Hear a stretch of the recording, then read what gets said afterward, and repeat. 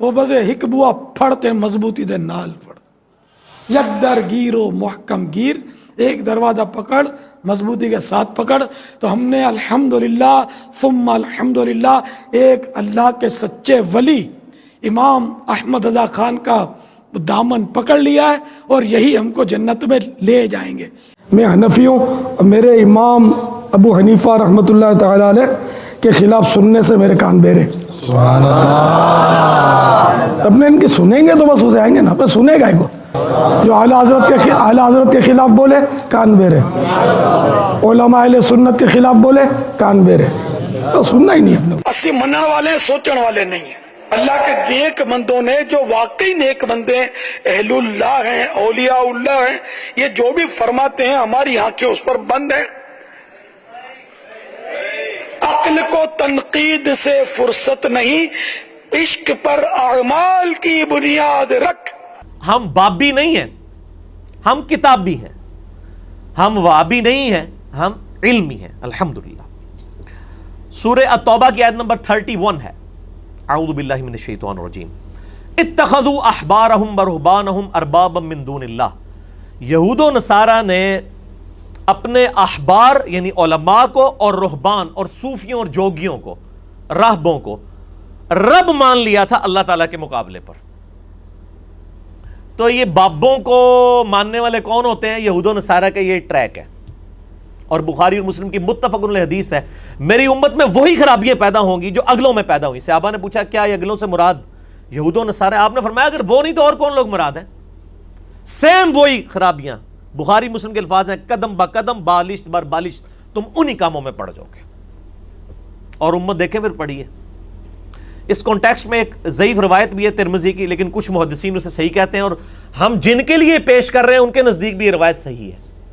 عدی بن حاتم رضی اللہ تعالیٰ عنہ کہتے ہیں یا رسول اللہ میں نے اسلام تو قبول کر لیا صلی اللہ علیہ وآلہ وسلم، لیکن قرآن کی ایک آیت مجھے بڑی کھٹکتی ہے، سورہ توبہ کی آیت نمبر 31، کہ یہود و نصارہ نے اپنے علماء اور اپنے بزرگوں کو، اپنے صوفیوں جوگیوں کو اپنا رب مان لیا تھا اللہ کے مقابلے پر۔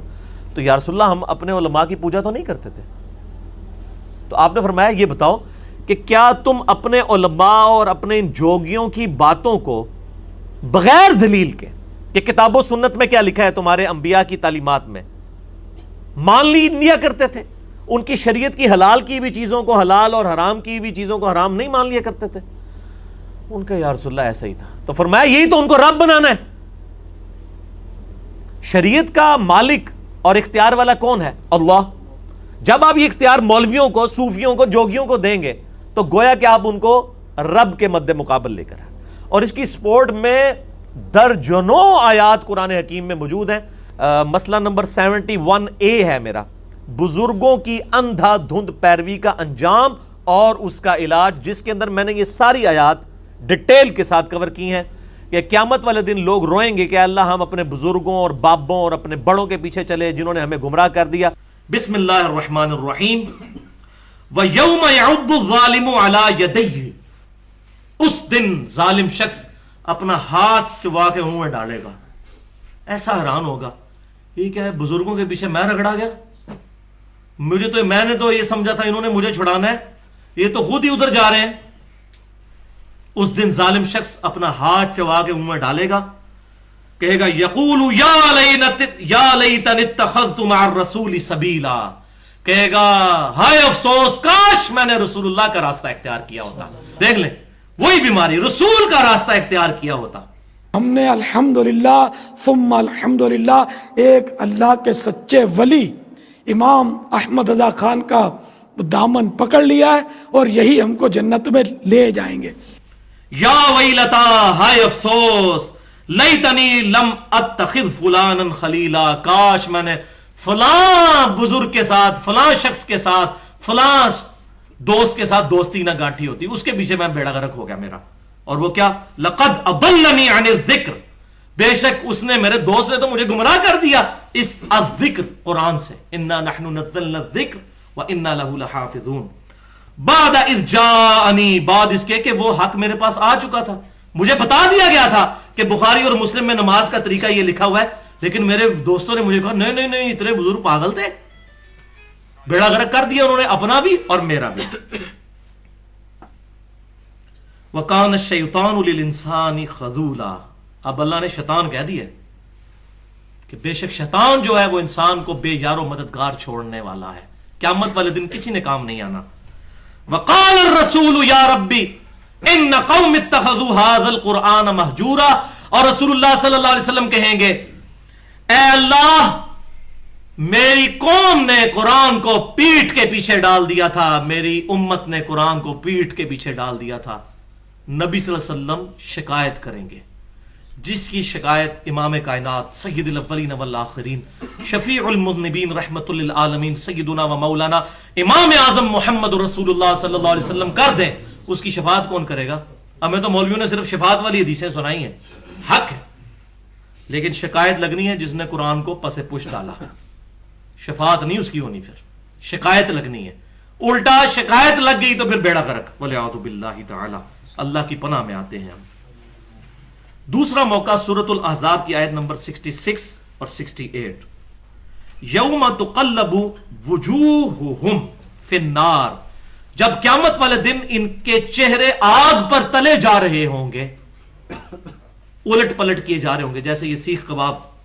تو اللہ تعالیٰ ہمارے ان کے چہرے جب آگ پر الٹ پلٹ کیے جائیں گے، یقولون یا لیتنا اطعنا اللہ و اطعنا الرسول. یہ کہیں گے ہائے افسوس، کاش ہم نے اللہ کی اطاعت کی ہوتی، اس کے رسول کی ہوتی صلی اللہ علیہ وسلم. آگے بیماری بھی آ جائے گی ان کی کہ کیا ہے، وہ ساتھ ہی آگے وقالوا ربنا انا اطعنا سادتنا وکبرانا. یہ وہی اے رب ہمارے، ہم نے تو دنیا میں اطاعت کی تھی اپنے سعادت مند لوگوں کی، بڑے بڑے نورانی چہرے والوں کی. کہتے ہیں بڑا خوبصورت چہرہ ہے، یہودیوں کے بھی چہرے بڑے خوبصورت ہیں. الحمدللہ مجھے بھی ایک بندے نے اگلے دن میری ویڈیو پہ کمنٹس کیے ہوئے، وہ ہے دیوبندی مکتبہ فکر سے تھے، تو وہ مجھے کہنے لگے جی آپ کے چہرے پہ نورانیت نہ ہوتی تو میں آپ کا لیکچر بھی نہ دیکھتا. میں نے کہا یار اس نورانیت سے نہ دھوکہ کھاؤ، اس سے نورانی چہرے ہیں جو دنیا کو فراڈ کی طرف چلا رہے ہیں. ہم چہروں کے اوپر فیصلہ کرتے ہیں نا. تو کہیں گے اے رب ہمارے، ہم نے تو اطاعت کی بڑے بڑے سعادت مند لوگوں کی، وہ کبرانا اور بڑے بڑوں کی، اتنے بڑے بڑے، یہ وہ ہے کبرانا کبیر، بڑے بڑے. میرے غوث پاک فَأَضَلُّونَ السَّبِيلَ. تو انہوں نے تو یا اللہ ہمیں گمراہ کر دیا تھا دنیا میں، لیکن اب تو کچھ نہیں ہو سکتا. تو کہیں گے یا اللہ اب کچھ نہیں ہو سکتا، تو ایک ہماری ریکویسٹ ذرا سن لے. ربنا آتہم ضعفین من العذاب والعنہم لانا کبیرا.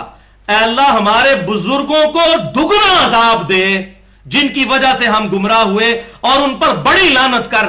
چلو اب دنیا میں ہم تو نہیں جا کے بچ سکتے، لیکن انہوں نے جو ہمارا بیڑا غرق کیا ان کو دگنا عذاب دے. یہ وہ دوست کی کہہ رہے ہوں گے ہمارے بزرگوں کو جو یہاں ان کے ناموں پہ لڑ رہے ہوتے ہیں دوسروں کے ساتھ، وہاں کہیں گے یا اللہ ان کو دگنا عذاب دے، ان پر بڑی لعنت فرما جن کی وجہ سے ہم نے نبی صلی اللہ علیہ وسلم کا مبارک دامن کرم چھوڑ دیا تھا. یار نہ کر، خدا دا واسطہ نہ کرو اس طرح. یہاں بھی معاملہ ختم نہیں ہوا. تیسرا موقع تو اس سے بھی خطرناک آیت ہے، سورہ حامیم السجدہ آیت نمبر 29. ربنا ارنا الذین اضلانا من الجن والانس. یہی لوگ پھر جب دوزخ میں پہنچیں گے کہیں گے اے اللہ ایک دفعہ ذرا ہمیں دکھا دے ہمارے وہ بزرگ انسانوں میں سے بھی اور جنوں میں سے بھی.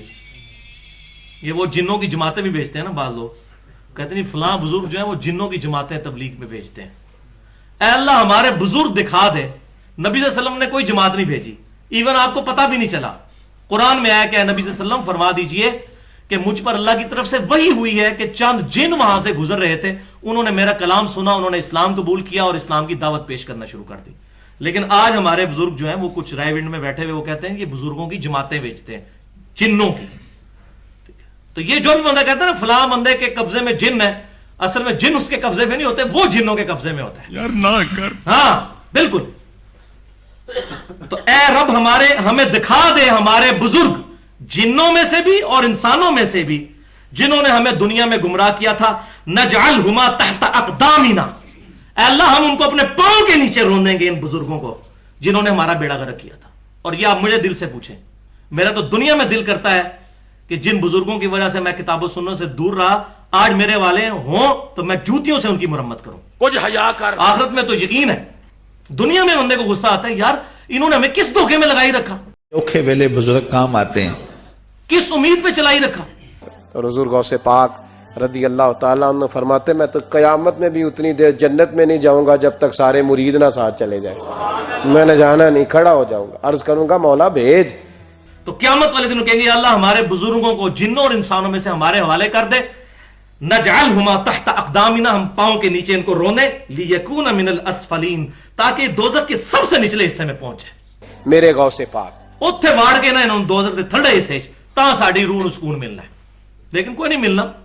لیکن وہاں غصہ پھر یہ نکلے گا. تو بھائیو اس دن آنے سے پہلے پہلے نبی صلی اللہ علیہ وسلم کے مبارک دامن کرم کو تھام لیں اور ان سے اعلان برات کر لیں, ادروائز بیڑا غرق ہونے والا ہے.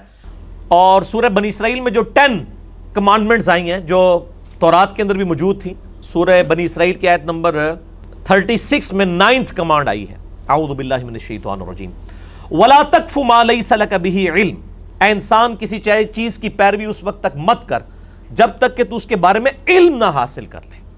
اِنَّ السَّمْعَ وَالْبَصَرَ وَالْفُؤَادَ كُلُّ أُولَٰئِكَ كَانَ عَنْهُ مَسْئُولًا, بے شک کان, آنکھیں اور عقل یعنی دماغ یا دل, اس کے بارے میں تم سے پوچھا جائے گا. یہ 3 انسٹرومنٹس یوز کر کے تم نے حق بات حاصل کرنے کی کوشش کیوں نہیں کی. اس میں بھی دیکھیں وَلَا تَقْفُ مَا لَيْسَ لَكَ بِهِ عِلْم, علم کے بغیر کسی چیز کی پیروی نہ کرو. ہمارے نبی صلی اللہ علیہ وآلہ وسلم کو ایک ہی دعا سکھائی گئی ہے اس حوالے سے. یہ نہیں سکھائی گئی کہ اے اللہ میرے جذبات میں اضافہ کر دے, میری مستی میں اضافہ کر دے, میرے عشق و سرور میں اضافہ کر دے. نہیں, ایک دعا قرآن میں, قُلْ رَبِّ زِدْنِي عِلْمًا. اے نبی آپ بھی دعا کیا کریں صلی اللہ علیہ وآلہ وسلم کہ اے اللہ میرے علم میں اضافہ کر دے. اور یہ میں کہتے ہیں علم بس کرنی ہو یار, اصل ویسے یہ ٹھیک ہی کہہ رہے ہوتے ہیں, ان کو پتہ ہے علم ان کی موت ہے, یہ چنگا کر دے. ویسے دس رہے ہو کہ تسی علمی کتابی نہیں ہو. پھر دیکھیں اللہ تعالیٰ سورہ فاتر میں فرماتا ہے انما یخشی اللہ من عبادہ العلماء, اللہ کی خشیت, اللہ کی معرفت صرف اہل علم کو ہے. اور یہ کہتے ہیں علم بس کری ہو یار. پھر سورہ الزمر میں آتا ہے قل هل يستوي الذين يعلمون والذين لا يعلمون انما يتذکر اولو الالباب. اے نبی صلی اللہ علیہ وآلہ وسلم آپ فرما دیجئے کیا علم والے اور بغیر علم والے برابر ہو سکتے؟ نصیحت تو نہیں حاصل کرتے مگر عقل والے. اور ایک اندن چلے عشق دے چلے نمبر لے گئے, اور قرآن کہہ رہا ہے عقل والے. اچھا عشق دے چلے دنیا نمبر لے جاندے نے کیونکہ نچدے نے تے ویلاں پیندیاں نے, صحیح کہنے سے دنیا نمبر لے گئے, آخرت میں نہیں. ٹھیک کہتے ہیں عشق دے چلے نمبر لے گئے دنیا چ, آخرت جڑے نا وہ چلے نہیں, عقل والے اور علم والے انشاءاللہ تعالی. باقی میرے بھائیوں نبی صلی اللہ علیہ وآلہ وسلم کا حجۃ الوداع کا جو خطبہ ہے صحیح سند کے ساتھ کتاب العلم چیپٹر میں المستدرک للحاکم میں انٹرنیشنل نمبر کے مطابق 318 نمبر حدیث ہے. ابن عباس کہتے ہیں کہ نبی صلی اللہ علیہ وآلہ وسلم نے حجۃ الوداع کے موقع پر فرمایا میں اپنے بعد تم میں 2 ایسی چیزیں چھوڑ کر جا رہا ہوں جن کو مضبوطی سے پکڑ لوگے کبھی گمراہ نہیں ہوگے. ایک اللہ کی کتاب ہے اور دوسرے اس کے محبوب صلی اللہ علیہ وآلہ وسلم کی سنت. اب یہ اللہ کی کتاب اور سنت, آپ صلی اللہ علیہ وآلہ وسلم کے سامنے حجۃ الوداع کے موقع پر ہزاروں اصحاب تھے, آپ یہ بھی کہہ سکتے تھے میں ان کو چھوڑ کے جا رہا ہوں. آپ نے نہیں فرمایا کیونکہ ان کا سٹیٹس بھی وہی ہونا تھا. نبی علیہ السلام فوت ہوئے 11 ہجری میں, 13 ہجری میں سیدنا ابو بکر بھی فوت ہو گئے. اگر ابو بکر کے حوالے امت کو کر کے جاتے تو انہوں نے بھی تو فوت ہو جانا تھا. پھر 24 ہجری کے اندر سیدنا عمر بھی شہید ہو گئے, 35 ہجری میں سیدنا عثمان بھی شہید ہو گئے, اور 40 ہجری میں سیدنا علی بن ابی طالب بھی شہید ہو گئے, خلافت راشدہ ختم ہو گئی. اور آخری صحابی ابو طفیل عامر بن واثلہ المتوفى 110 ہجری 110 ہجری میں آخری صحابی نبی علیہ السلام کی وفات کے 100 سال کے بعد فوت ہوئے ہیں, ابو طفیل عامر بن واثلہ رضی اللہ تعالیٰ عنہ. آج آخری صحابی کو بھی فوت ہوئے نا میرے بھائی 1329 سال گزر چکے ہیں, آخری صحابی کو فوت ہوئے بھی, کیونکہ 1439 ہجری چل رہا ہے.